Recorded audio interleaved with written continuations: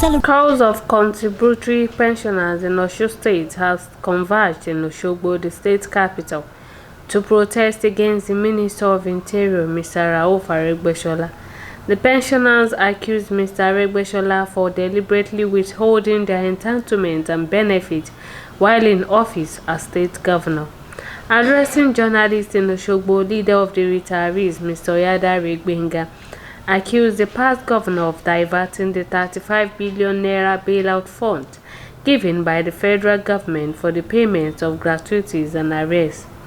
Oyadare blamed the Minister of Interior as the architect of pensioners' predicament right from his time as the governor of the state. He pleaded to the federal government to bail Osun out in this regard.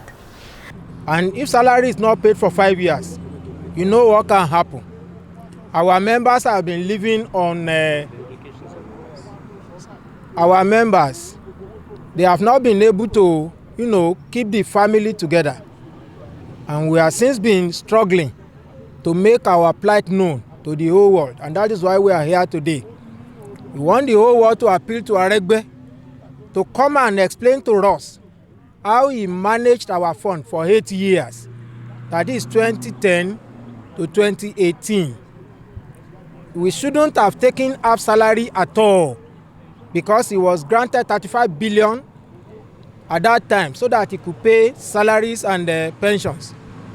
But unfortunately, he paid half salary for 3 years, that is 36 months. Today, they have been able to defray only 7 out of 36. The remaining 29 months remain intact to be paid. Whereas, if he had managed the economy wisely, the situation would not be degenerated into this.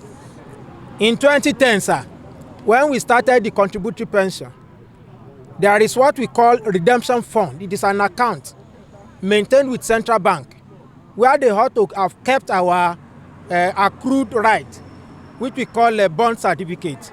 But in that account, sir, there is nothing there.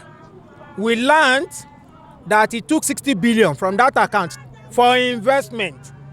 And when you invest money, what we expect that the capital will come back and the interest will come. But today, there is nothing in that account.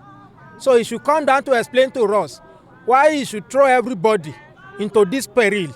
And the purpose of this gathering and press release is to let the whole world know, to correct the wrong impression Aregbesola created in the mind of people that he is a celebrated leader.